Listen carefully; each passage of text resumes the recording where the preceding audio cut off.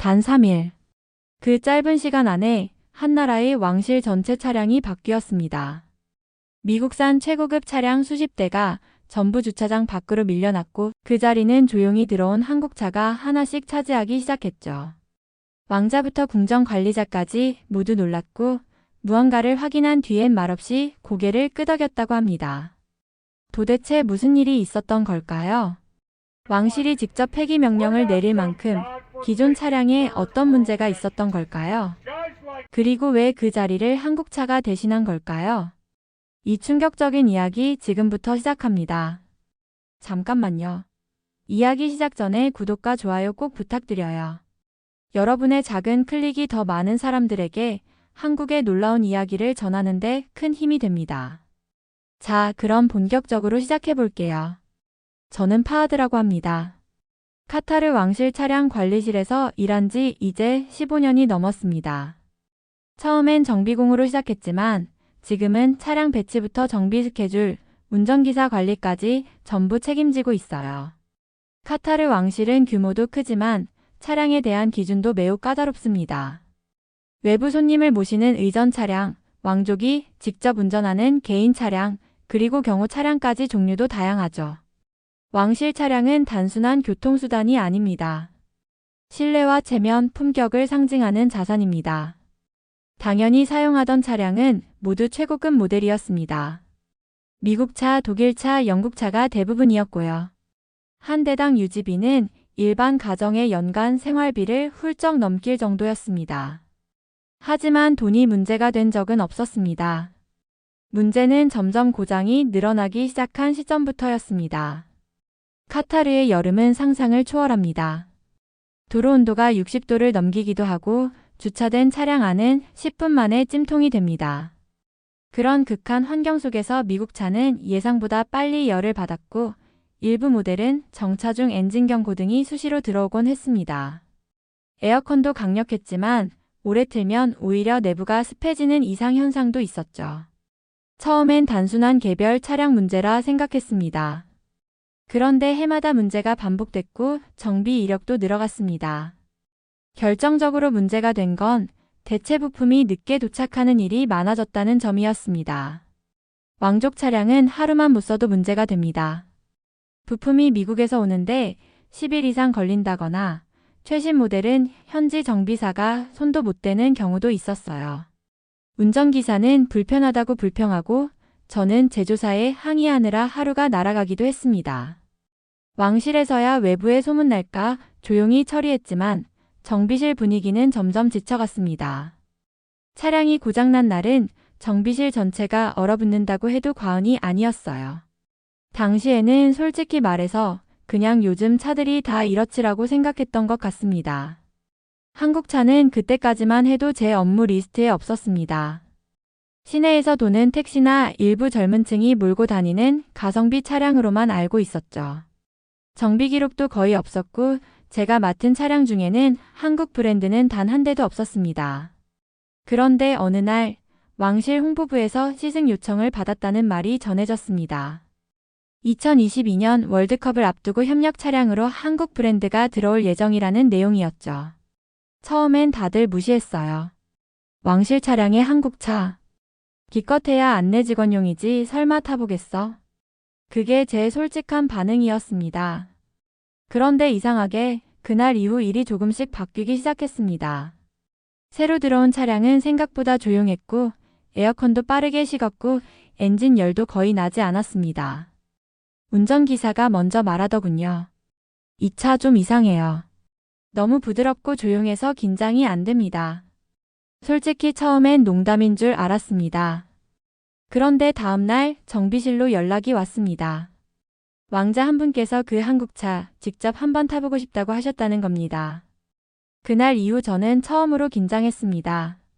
기존 시스템을 무너뜨릴 만한 일이 벌어질 수도 있겠다는 생각이 처음으로 스쳤거든요. 왕실 차량의 변화란 단어는 존재하지 않았습니다. 하지만 그 순간 아주 작고 조용한 변화가 시작되고 있었던 겁니다. 그 작은 시승 요청 하나가 결국 왕실 전체를 뒤흔드는 시작이 될 줄은 그땐 정말 몰랐습니다. 처음엔 그냥 그런 날이려니 했습니다. 차량 한 대쯤 날씨 때문인지 갑자기 엔진 경고등이 들어왔고 냉각수가 좀 빨리 증발했으며 제동감이 예전보다 무뎌졌다는 정도의 보고였습니다. 그런데 그게 한 대만의 일이 아니었습니다. 비슷한 문제가 2대, 3대, 그리고 5대로 이어졌고 심지어 작년 연말에 막 들여온 신형 SUV조차 정차 후 다시 시동을 거는데 4초가 걸린다는 보고가 들어왔습니다. 사우나처럼 달아오른 차체 안에서 왕족이 직접 겪은 경험이 쌓이자 그동안 아무 말 없던 분들조차 점점 얼굴에 불편한 기색을 드러내기 시작했죠. 운전기사들 사이에선 이런 말이 돌았습니다. 요즘 미국 차 진짜 이상해. 옛날 같지가 않아. 저도 처음엔 기분 탓이라 생각했지만 그 말을 자꾸 듣게 되니까 솔직히 신경이 쓰이기 시작했습니다. 무엇보다 문제는 정비였습니다.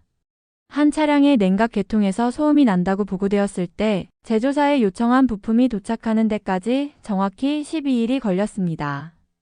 그 사이 차량은 사용 불가였고 저는 그 차를 대체하기 위해 예비 차량을 꺼냈으면서 일정을 새로 짜고 기사까지 변경 배치해야 했습니다. 왕실 일정은 분 단위로 움직이기 때문에 단 한 대의 고장도 시스템 전체에 영향을 주죠. 그 상황이 한 달에 한 번씩, 아니 거의 매주 반복되기 시작한 겁니다. AS 센터에선 최신형 부품 수급이 지연되고 있다고 말했습니다. 그 말이 맞긴 했지만 문제는 거기서 끝나지 않았습니다. 어느 날은 전자제어 모듈 자체가 초기 불량이라는 진단이 나왔고 다른 날엔 주행 중 자동 변속 시스템이 이상 작동을 하면서 차가 멈춘 경우도 있었습니다. 그 차 안에 있던 분은 왕족의 사촌이었고 결국 그날 저녁 저는 공식적으로 호출을 받게 됐습니다. 긴장된 얼굴로 무릎 꿇고 경위 보고서를 설명하면서 속으로는 이제 큰일 났다는 생각이 계속 맴돌았습니다. 그 일이 있은 뒤부터 미국 브랜드 차량은 가능한 한 예비로 돌리자는 내부 지침이 조용히 내려왔습니다.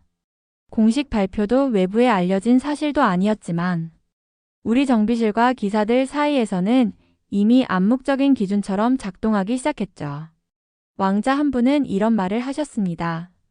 이건 우리를 위한 차가 아니군요. 그쪽 나라에서 만든 사람들에겐 익숙할지 몰라도 여기선 위험해요.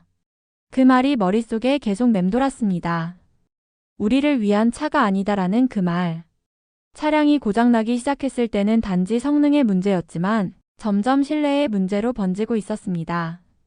정비 담당자로서 저는 이제 진심으로 걱정이 되기 시작했습니다. 다음 고장은 어디서 날지 모르고 정비가 가능한 부품이 올 때까지 무작정 기다릴 수도 없었으니까요. 게다가 카타르의 여름은 아직 시작조차 하지 않았습니다. 그날은 특별할 게 없는 아침이었습니다. 언제나처럼 차량 정비 리스트를 확인하고 기사들과 스케줄을 조율하고 있었는데 창고 앞 주차장에 처음 보는 차량이 조용히 들어왔습니다. 색상도 무난했고 외관도 요란하지 않았습니다. 그런데 이상하게도 시선이 가더군요. 번호판은 왕실 테스트용으로 배정된 임시 번호였고 트렁크에는 작은 엠블럼이 붙어 있었습니다. K로 시작하는 브랜드 로고였죠. 한눈에 알아봤습니다. 한국 차였습니다. 당시까지만 해도 저는 그 차가 그저 잠깐 시승용으로 왔다 가겠거니 했습니다. 왕실 외곽팀에서 월드컵 지원 파트너 차량 테스트 명목으로 들여온 모델이라고 했거든요. 운전기사는 옆에서 귓속말하듯 말했습니다. 한국 차는 처음 만져봐요. 너무 조용해서 시동 켰는지도 모르겠어요. 농담처럼 들렸지만 그 말이 이상하게 머리에 남았습니다.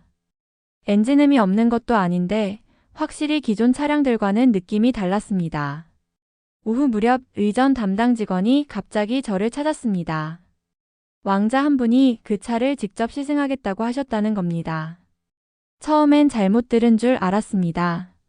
왕실 차량 리스트에도 의전 예비 차량에도 없던 모델이었기 때문입니다. 왕자가 직접 시승하는 차량은 반드시 이중 점검과 내외부 세차, 냉방 상태, 조향 시스템까지 체크해야 합니다. 하지만 시간이 없었습니다. 차량은 이미 지정 구간으로 이동됐고 시승이 곧 시작된다는 안내만 내려왔습니다. 당황스러웠지만 놀랍게도 시승은 아무 문제 없이 진행됐습니다. 그 차는 기온 47도에 달하는 도로 위에서도 묵묵히 달렸고 내부 온도는 시동 후 2분 만에 21도까지 떨어졌습니다. 승차감은 말 그대로 흔들림 없이 미끄러지는 듯했고 무엇보다 왕자가 돌아오신 후 말씀이 없었습니다. 그건 흔치 않은 일이었습니다. 대부분 차량 시승 후엔 좋든 나쁘든 피드백이 있었는데 그날은 조용히 차량에서 내리셨고 기사에게 간단히 괜찮았다고만 하셨답니다. 다음날 같은 모델이 다시 들어왔습니다. 이번엔 보안 담당 부서에서 요청한 차량이었습니다. 공식 보고는 없었지만 재직감은 말해주고 있었습니다. 이건 단순한 시승 요청이 아니었습니다. 누군가 이 차를 마음에 들어했고 조용히 내부적으로 반응을 확인하고 있는 중이라는 걸요. 일주일 안에 한국차는 3대로 늘어났습니다. 왕실 내 주요 인물들이 몰래 시승하는 일정이 돌고 있었고 그중 몇 명은 기존 차량 대신 그 차를 타고 귀가하기도 했습니다. 정비실엔 아무런 보고도 들어오지 않았고 엔진 경고 등도 열 과부하도 없었습니다. 정비 기록은 단 한 줄 문제 없음. 그리고 내부 기사들은 이런 말을 하기 시작했죠. 이거 타면 돌아가기 싫어져요. 이상했습니다. 성능이 뛰어난 건 알겠는데 분위기 자체가 조용히 바뀌고 있었어요. 누가 먼저 말하지 않았는데도 기존 차량엔 점점 손이 가지 않았고 그저 시험용이던 차량은 어느 순간 대기 리스트 최상위로 올라가 있었습니다. 처음엔 아무도 주목하지 않았습니다. 그저 스쳐 지나갈지도 몰랐습니다. 하지만 지금 생각해보면 그때 이미 판이 바뀌고 있었던 겁니다. 아무도 모르게 조용하게 그러나 단단하게. 그날은 평소보다 훨씬 조용했습니다. 보안구역 쪽에서 정숙 모드로 설정된 차량 한 대가 이동하고 있었고 기사 2명과 보좌관 1명이 따라붙었습니다. 그 차는 다름 아닌 한국차였고 조용히 주행 중인 차량에는 왕자님이 직접 타고 계셨습니다. 정비실에서는 아무도 말을 하지 않았지만 모두가 알고 있었습니다. 그 차가 돌아올 때 어떤 결정이 내려질지 모두 숨죽이고 지켜봤습니다. 시승은 약 40분간 진행됐습니다. 장거리, 고속 급정거, 그리고 연속 곡선 주행까지 포함된 코스였습니다. 차량이 복귀하자마자 보좌관은 차량 관리실로 내려왔습니다. 그리고 딱 한 문장을 남기고 갔습니다. 기존 차량 리스트 제작성 준비하시죠.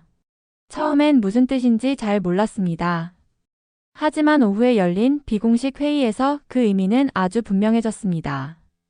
왕자님의 지시로 기존 미국차 전량은 왕실 차량 리스트에서 제외되었고 향후 정비 부속 요청도 중단, 예비 차량 운용 종료, 차량 교체 프로세스 즉시 시작. 이 세 문장이 동시에 발표됐습니다. 저는 그 순간 머리가 멍해졌습니다. 이건 단순히 좋은 차로 바꾸자는 차원의 결정이 아니었습니다. 왕실 차량 체계 전체를 바꾸는 15년간 단 한 번도 없었던 대대적인 변화였어요. 심지어 이 결정을 이끌어낸 건 단 한 번의 시승, 단 한 대의 한국차였습니다. 교체 사유는 아주 짧게 정리되어 있었습니다. 정숙성, 온도 반응, 내부 배려, 운전 감도 모두 우수. 기술력이 아닌 사람이 중심에 있는 차량. 그 한 줄을 보고 저는 가만히 앉아 있을 수 없었습니다. 정비사로서의 자존심도 기존 시스템을 유지하고 싶던 본능도 잠시 내려놨습니다. 왜냐하면 저 역시 지난 몇 주 동안 느끼고 있었거든요. 이 차는 단지 기능이 좋은 게 아니었습니다. 타는 사람을 중심으로 만들어졌다는 느낌, 그게 기존 차량과의 가장 큰 차이였습니다. 그리고 또 하나. 고장이 없었습니다. 차가 문제가 없다는 건 정비사 입장에선 반가우면서도 긴장되는 일이죠. 하지만 그만큼 차량이 믿을 수 있다는 뜻이기도 했습니다. 카타르의 여름 도로에서 아무 소리 없이 미끄러지듯 달리며 운전하는 사람에게 부담을 주지 않는 그 느낌. 그게 왕실을 움직인 거였죠. 이후 차량 교체 작업은 믿기 어려울 정도로 빠르게 진행됐습니다. 3일 만에 메인 차량 절반 이상이 주차장에서 사라졌고 한국 브랜드의 동일 차량이 순차적으로 입고됐습니다. 기사들은 놀랐고 정비팀은 긴장했습니다. 하지만 누구 하나 이 결정에 반대하지 않았습니다. 모두 알고 있었기 때문입니다. 이건 단순히 차를 바꾼 게 아니라 왕실이 무엇을 신뢰할 것인가를 바꾼 결정이라는 걸요. 차고가 달라졌습니다. 한동안 매일같이 오가던 미국산 SUV의 묵직한 엔진 소리는 사라졌고 정비 리스트에서 익숙하던 모델명들도 하나둘씩 내려졌습니다. 이제 정비실 앞에 주차된 차량 대부분은 같은 브랜드, 같은 컬러, 같은 형식의 한국 차들이었습니다. 각 부서별로 요구사항은 조금씩 달랐지만 차량은 하나로 통일되었죠. 왕실이 단 3일 만에 이렇게 대규모로 차량 체계를 바꾼 건 제 커리어에 처음 있는 일이었습니다. 가장 먼저 달라진 건 정비 기록입니다. 고장이 사라졌습니다. 정확히 말하자면 정비 요청 자체가 현저히 줄어들었어요. 엔진 과열도 없었고 브레이크 점검 요청도 내장 센서 오류도 없었습니다. 처음에는 뭔가 이상하다고 느꼈을 정도입니다. 너무 조용했거든요. 오히려 괜히 걱정돼서 제가 먼저 차량 상태를 점검하러 갔을 정도니까요. 하지만 결과는 항상 같았습니다. 이상 없음. 정비 부품도 훨씬 빨리 도착했습니다. 이전에는 미국이나 유럽에서 12주 걸리던 부품이 이번에는 요청한 지 이틀 만에 도착했고 심지어 한 번은 하루 만에 도착한 적도 있었습니다. 공식 딜러 측에서도 응대가 빠르고 정중했고 기술 지원팀은 문제 발생 가능성을 미리 예측해서 사전에 점검 일정을 안내해주기도 했습니다. 기계가 아니라 사람을 상대하는 느낌이 들었죠. 무엇보다 왕족분들의 반응이 달라졌습니다. 예전엔 시동이 늦게 걸리거나 에어컨이 늦게 나오는 날엔 그날 하루 전체 분위기가 무거워졌지만 이젠 기사들에게 불만이 거의 없다고 합니다. 심지어 어떤 왕자님은 차를 타고 나가면 기분이 정돈된다는 말을 남기셨죠. 그 말이 왜 이렇게 기억에 남는지 모르겠습니다. 그건 단순히 차가 좋다는 말이 아니라 차 안에서 자신이 배려받고 있다고 느꼈다는 뜻이니까요. 운전기사들도 바뀌었습니다. 예전엔 고급차를 운전한다는 자부심은 있었지만 항상 긴장하고 조심해야 했고 가끔은 차량 문제로 책임을 떠안기도 했습니다. 하지만 지금은 차량을 다루는 손길 자체가 부드러워졌습니다. 불안감이 없으니까요. 정비 담당자로서 저 역시 느끼고 있습니다. 한국차가 들어온 이후 차와 사람 사이의 긴장감이 사라졌다는 걸요. 물론 성능이 좋고 연비가 뛰어나고 정숙하고 냉방이 빠르다는 건 다 중요합니다. 하지만 결국 남은 이유는 그게 아니었습니다. 차가 사람을 배려하고 있다는 느낌, 그게 전부였습니다. 기술은 복잡했지만 이유는 단순했습니다. 이 차는 나를 불편하게 하지 않는다. 왕실이 신뢰한 건 그 한 문장이었을지도 모릅니다.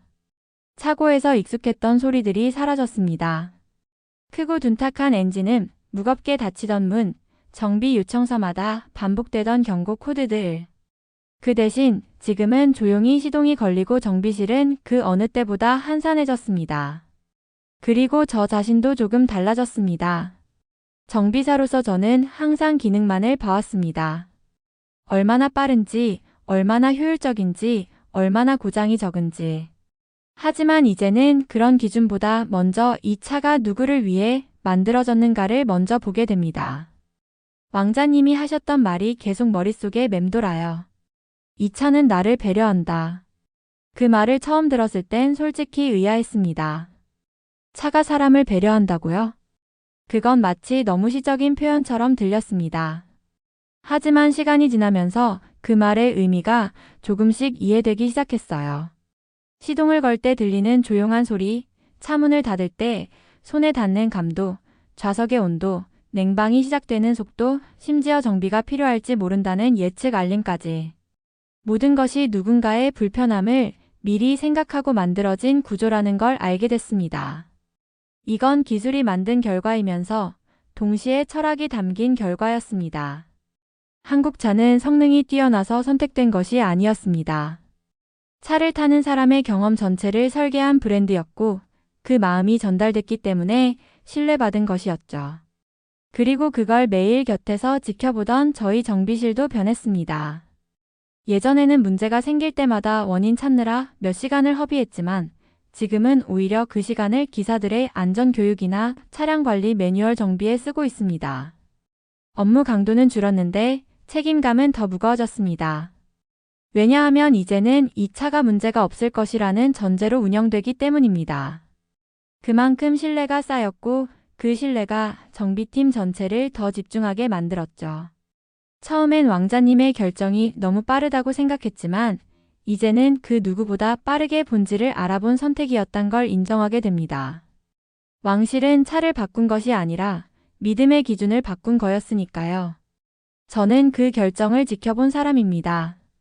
그리고 지금도 그 차고에서 조용한 시동음을 들으며 한 번도 고장 신고가 들어오지 않는 정비 기록을 매일 확인하고 있죠. 그 조용한 변화가 주는 평온함 속에서 저는 비로소 이 일을 좋아하게 되었다는 걸 알게 됐습니다. 불안이 아니라 신뢰를 관리한다는 건 정비사에게도 큰 선물이었으니까요. 이제는 알겠습니다. 우리가 선택한 건 단순한 자동차가 아니었다는 걸요. 이제 그 차 말고는 다른 걸 못하겠어.